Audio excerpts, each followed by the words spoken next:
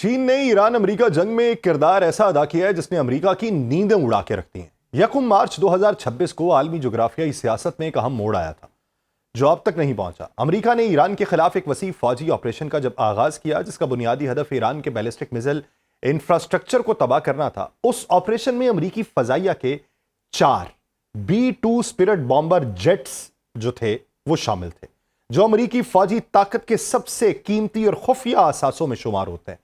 امریکی ذرائع کے مطابق ان طیاروں نے ایران کے 90 سے 95% میزائل سہولیات کو تباہ کر دیا، جسے پینٹاگون نے ایک مکمل کامیاب آپریشن قرار دیا۔ اب اس میں حقائق کیا تھے وہ دنیا اب جان چکی ہوئی ہے، لیکن B-2 اسپرٹ طیارہ محض ایک فوجی ہتھیار نہیں ہے بلکہ یہ امریکی تکنیکی برتری کی علامت ہے۔ نارتھروپ گرومین کی تیار کردہ یہ مشین جو ہے یہ 1980 کی دہائی میں ڈیزائن کی گئی اور آج بھی اسے دنیا کا سب سے جدید سٹیلتھ بامبر جیٹ سمجھا جاتا ہے۔ اس کی فی یونٹ لاگت تقریباً $2 بلین ہے، جو اسے تاریخ کا سب سے مہنگا فوجی طیارہ بناتی ہے۔ اس کی خاصیت یہ ہے کہ اس کا ریڈار کراس سیکشن ایک شیشے کی گولی یا چھوٹے پرندے سے بھی کم ہے، یعنی دشمن کے ریڈار پر یہ بمشکل ایک چھوٹے سے نقطے سے بھی زیادہ نظر نہیں آتا۔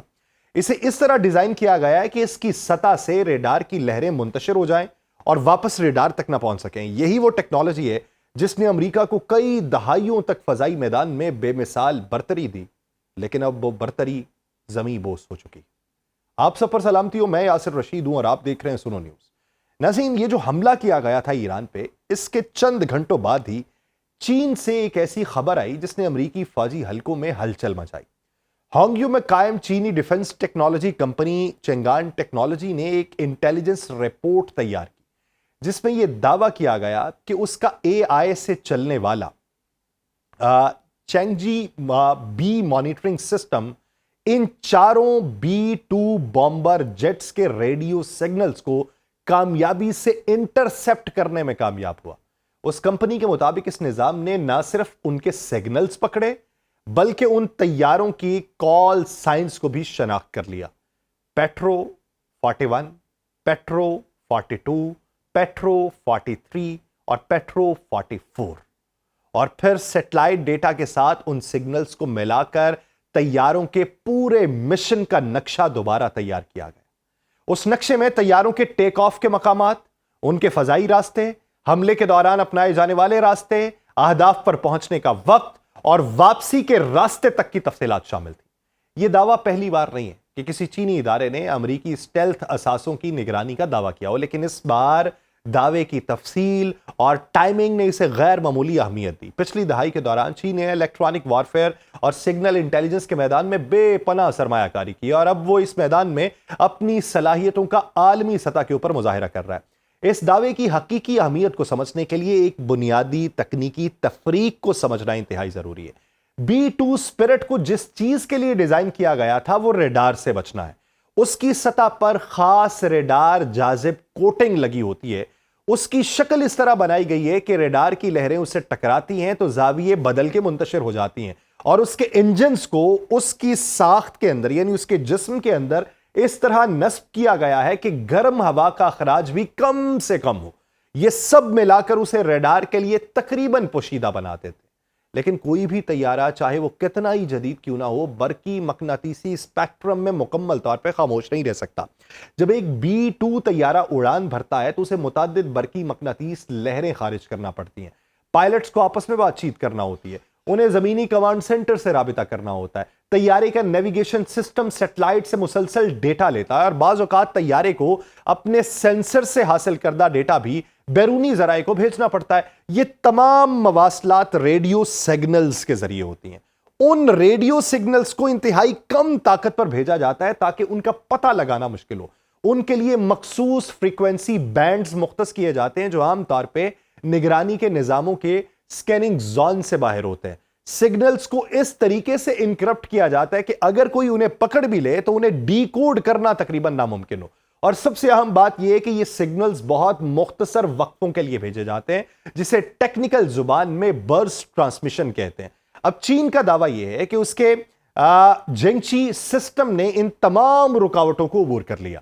چین یہ دعویٰ نہیں کر رہا کہ اس نے اسٹیلتھ ٹیکنالوجی کو شکست دے دی ہے، بلکہ چین کا دعویٰ یہ ہے کہ اس کی AI اتنی طاقتور ہو چکی ہے کہ وہ بکھرے ہوئے ریڈیو سگنلز کے ٹکڑوں کو جو عام حالات میں شور سمجھ کے نظر انداز کر دیے جاتے ہیں ایک دوسرے سے جوڑ کر ایک مکمل آپریشنل تصویر تشکیل دے سکتی ہے۔ جینچی جو ہے یہ چنگان ٹیکنالوجی سسٹم کے بارے میں عوامی طور پہ محدود معلومات دستیاب ہے۔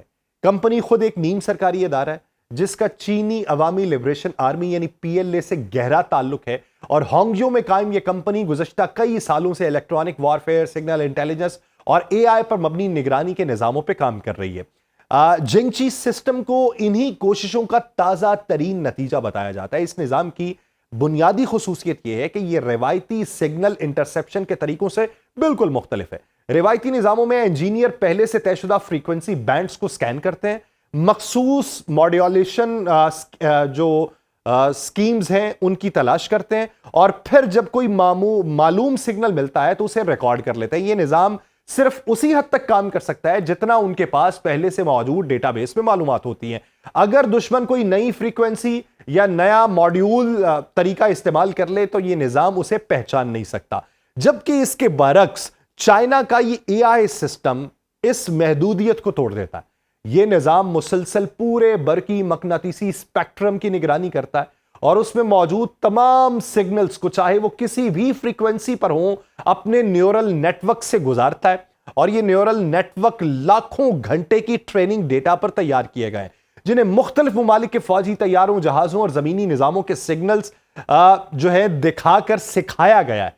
اور جب کوئی نیا سگنل آتا ہے تو نظام اس کے پیٹرن کو پہچاننے کی کوشش کرتا ہے، یہاں تک کہ اگر سگنل مکمل طور پہ انکرپٹڈ ہو اور اس کا مواد نہ پڑھا جا سکے تو بھی نظام اس کے پیٹرن جیسے کہ اس کی فریکوینسی میں تبدیلی کا انداز، ٹرانسمیشن کا دورانیہ، سگنل کی شدت میں اتار چڑھاؤ، اس کی بنیاد پر یہ اندازہ لگا سکتا ہے کہ یہ کس قسم کا طیارہ ہے اور یہ کیا کر رہا ہے۔ اس کے بعد دوسرا مرحلہ آتا ہے جو شاید اس سے بھی زیادہ اہم ہے، ڈیٹا فیوژن۔ چین کا یہ سسٹم صرف ریڈیو سگنلز پہ انحصار نہیں کرتا، یہ satellite imagery, geo location data, electronic intelligence کے دیگر ذرائع اور یہاں تک کہ اوپن سورس انٹیلیجنس جیسے سوشل میڈیا پر شائع ہونے والی تصاویر اور ویڈیوز کو بھی اپنے تجزیے میں شامل کرتا ہے۔ ان تمام ذرائع سے حاصل کردہ ڈیٹا کو AI الگوریدم کے ذریعے ایک دوسرے کے ساتھ ملا کر ایک مربوط تصویر تیار کی جاتی ہے، اور یہی وہ مرحلہ ہے جہاں چینی کمپنی کا دعویٰ سب سے زیادہ قابل ذکر ہے۔ کمپنی کا یہ کہنا ہے کہ اس کے سسٹم نے نہ صرف یہ بتایا کہ 4 B-2 بمبار طیارے ہوا میں اڑ رہے ہیں، بلکہ اس نے ان کے کال سائنز بھی پہچان لیے جو پیٹرو 41 سے پیٹرو 44 تک ہیں۔ کال سائن فوجی طیاروں کی شناخت کا سب سے بنیادی عنصر ہوتا ہے، اور اسے جاننے کا مطلب یہ ہے کہ نظام نے نہ صرف سگنلز کو پکڑ لیا ہے بلکہ انہیں ڈی کوڈ بھی کر لیا ہے، اور کمپنی کے مطابق نظام نے ان سگنلز کو سیٹلائٹ ڈیٹا کے ساتھ ملا کے تیاروں کے پورے مشن کا نقشہ دوبارہ تیار کیا۔ اس نقشے میں تیاروں کے ٹیک آف کے مقامات، ان کے فضائی راستے، حملے کے دوران اپنائے جانے والے راستے، اہداف پر پہنچنے کا وقت اور واپسی کے راستے شامل تھے۔ اگر یہ دعویٰ درست ہے تو اس کا مطلب یہ ہے کہ چین کے پاس اب ایک ایسا نظام ہے جو امریکہ کے سب سے خفیہ فوجی اثاثوں کی ریئل ٹائم میں نگرانی کر سکتا ہے، اور یہ نظام نہ صرف یہ بتا سکتا ہے کہ B-2 طیارے کہاں ہیں بلکہ یہ بھی بتا سکتا ہے کہ وہ کیا کر رہے ہیں، کہاں جا رہے ہیں، کب واپس آ رہے ہیں۔ خلیج فارس میں خود صورتحال دن بدن خطرناک ہوتی جا رہی ہے، بارودی سرنگوں کو بحری راستوں میں بچھایا جا رہا ہے، ڈرونز کے حملوں میں اضافہ ہو رہا ہے، امریکی بحری بیڑے کو مسلسل خطرات لاحق ہیں، امریکی فوج بغداد سے لے کر بحیرہ عرب تک اپنے بیسز اور جہازوں کو بچانے میں مصروف ہے اور اس کے پاس اضافی وسائل نہیں ہیں۔ ایسے میں چین کی پوزیشن انتہائی اہم تھی۔ چین نے خلیج فارس میں امریکہ کی مدد کرنے سے صاف انکار کیا تھا، اس کے برعکس چین نے ایران کے ساتھ اپنے تعلقات کو مزید مضبوط کیا اور چینی کمپنیز ایرانی تیل خرید رہی ہیں۔ چین نے اپنی فرٹیلائزر کی برآمدات بند کر دی ہیں جو کہ ایک اسٹریٹجک فیصلہ تھا جس میں عالمی خوراک کی سپلائی چین کے اوپر اثر ڈالا، اور پہلا پیغام امریکہ کے اتحادیوں کے لیے تھا، جرمنی، جاپان، آسٹریلیا اور دیگر ممالک کو جو روایتی طور پہ امریکہ کے ساتھ فوجی اتحاد میں شامل رہے، ان کے لیے پیغام یہ تھا کہ جس سپر پاور پر وہ انحصار کرتے ہیں اس کی ٹیکنالوجی اب اتنی بھی ناقابل تسخیر نہیں رہی جتنا وہ دعویٰ کرتی ہے۔ اگر امریکہ کا سب سے خفیہ طیارہ بھی چین کی نگرانی سے بچ نہیں سکتا تو پھر امریکہ کی حفاظتی چھتری کتنی قابل اعتماد ہے؟ یہ سوال ان اتحادیوں کے ذہنوں میں پیدا ہو رہا ہے اور اس سوال کا کوئی آسان جواب نہیں ہے۔ دوسرا پیغام ایران کے لیے کہ ایران اس وقت امریکہ کے ساتھ براہ راست فوجی تصادم میں ہے اور اس کے پاس امریکی فضائی برتری کا مقابلہ کرنے کے محدود ذرائع ہیں۔ چین کا یہ پیغام ایران کو بتا رہا ہے کہ امریکی اسٹیلتھ طیارے بھی مکمل طور پر پوشیدہ نہیں ہیں، ان کے پیچھے ایسے نشانات رہ جاتے ہیں جنہیں پڑھا جا سکتا ہے، اور اگر چین یہ ٹریکنگ ٹیکنالوجی ایران کو فراہم کر دے تو ایران اگلی بار ان طیاروں کو صرف ٹریک ہی نہیں کرے گا بلکہ ممکنہ طور پہ نشانہ بھی بنائے گا۔ اور یہ امید کی جا رہی کہ F-35 جس طریقے سے لاک کر کے اس کو ہدف کا نشانہ بنایا گیا، اس کے پیچھے یہ ٹیکنالوجی تھی۔ یہ پیغام ایران کے لیے ایک بڑا حوصلہ افزا پیغام تھا، اور ساتھ ہی امریکہ کے لیے ایک واضح انتباہ بھی۔ تیسرا پیغام عالمی منڈیوں اور بین الاقوامی مبصرین کے لیے گیا، اور وہ پیغام یہ تھا کہ امریکہ اور چین کے درمیان اصل ملٹائی ڈومین جنگ مشرق وسطیٰ کے اس بحران کے عین اندر لڑی جا رہی ہے۔ یہ جنگ صرف میزائلوں اور تیل کی نہیں ہے، اس کے اتنے رخ بن چکے ہیں جن کا حساب لگانے کے لیے روایتی تجزیاتی ماڈلز کے پاس کوئی فریم ورک موجود نہیں ہے۔ انشورنس کمپنیز اس خطرے کی قیمت نہیں لگا سکتی، پرائسنگ ماڈلز اس غیر یقینی صورتحال کو نہیں ناپ سکتے، اور سرمایہ کار اس نئی قسم کی جنگ کے مضمرات کو مکمل طور پر نہیں سمجھ پا رہے۔ امریکہ نے اب تک نہ تو اس دعوے کی تصدیق کی اور نہ ہی اس کی تردید کی۔ یہ خاموشی اپنے آپ میں ایک اہم اشارہ ہے۔ اگر یہ دعویٰ مکمل طور پر بے بنیاد ہوتا تو امریکہ کے لیے اس کی تردید کرنا آسان تھا۔ ایک سرکاری بیان ہوتا، ایک پریس بریفنگ ہوتی، یا کسی سینئر فوجی آفیسر کا انکار کافی ہوتا، لیکن ایسا کچھ نہیں تھا۔ پینٹاگون کی طرف سے کوئی سرکاری بیان نہیں آیا، نہ ہی کسی نامعلوم اہلکار کے حوالے سے کوئی پیغام لیک ہوا۔ دوسری جانب B-2 اسپرٹ بامبر جیٹس نے اپنا مشن کامیابی سے مکمل کیا، واپس لوٹ گئے۔ اس لحاظ سے امریکی فضائی بالادستی پہ کوئی براہ راست سوالیہ نشان نہیں ہے۔ طیارے تباہ نہیں ہوئے، انہیں نشانہ نہیں بنایا گیا، ان کا مشن مکمل ہوا۔ لیکن اس واقعے نے ایک اہم سوال اٹھایا کہ مستقبل میں کیا ہوگا۔ یہ سوال دو حصوں میں تقسیم ہے۔ پہلا حصہ یہ کہ کیا چین یہ ٹیکنالوجی ایران اور روس کو فراہم کرے گا؟ اگر چین نے ایسا کیا تو اگلی بار امریکی اسٹیلتھ بامبر جیٹس کو نہ صرف ٹریک کیا جا سکے گا بلکہ ممکنہ طور پر فضا میں ہی نشانہ بنایا جا سکے گا۔ اور ایران کے پاس پہلے سے ہی جدید فضائی دفاعی نظام جس حد تک موجود ہے، اس میں اگر ریئل ٹائم ٹریکنگ ڈیٹا ملنے لگے تو امریکی فضائی کارروائیاں مشکل ہو جائیں گی۔ دوسرا حصہ یہ کہ امریکہ اس چیلنج کا کیا جواب دے گا۔ امریکہ کے پاس کئی آپشنز ہیں۔ پہلا آپشن یہ ہے کہ وہ B-2 طیاروں کے مواصلاتی نظام کو اپ گریڈ کرے، نئی فریکوینسیز متعارف کروائے، سگنلز کو مزید خفیہ بنائے۔ دوسرا آپشن یہ ہے کہ وہ چین کے AI سسٹم کو ہیک کرنے یا اسے گمراہ کرنے کی کوشش کرے۔